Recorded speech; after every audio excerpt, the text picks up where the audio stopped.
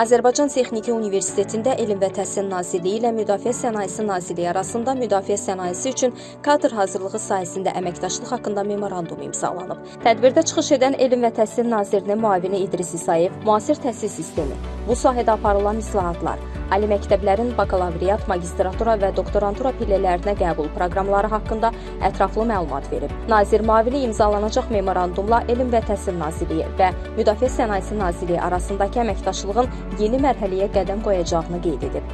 Müdafiə Sənayesi Nazirinin müavini Hidayət Əzimov, müdafiə sənayesi üzrə ixtisaslı kadr hazırlığı, sahəvi mütəxəssislərin təkmilləşdirilməsi və innovativ mühəndisliyin daha da inkişaf etdirilməsi məqsədi ilə Elm və Təhsil Nazirliyi və onun strukturuna daxil olan elmi tədqiqat institutları, eləcə də ali təhsil və peşə hazırlığı müəssisələri ilə səmərəli əməkdaşlıq edildiyini və bu sahədə əlaqələrin genişləndirilməsinin vacibliyini diqqətə çatdırıb.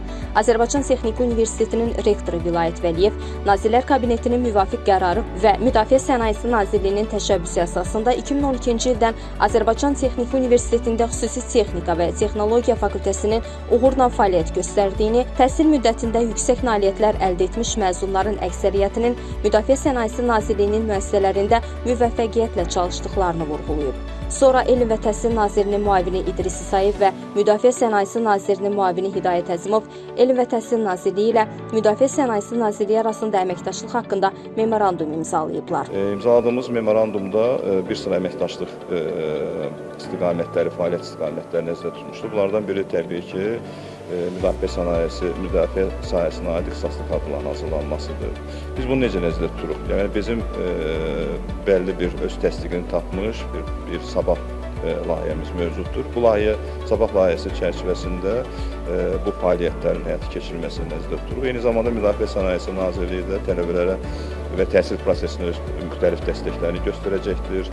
Tələbələrə, xüsusi istedadlı tələbələrə təqaüd əlavə olaraq təsis edəcəkdir.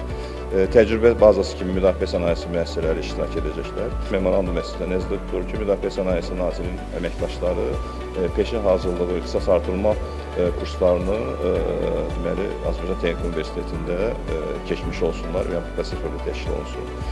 Tədqiqatlar, araşdırmalar aparılacaqdır. Bu memorandum çərçivəsində həm müdafiə sənayesi müəssisələrinin bu prosesə dəstək olacaqdır.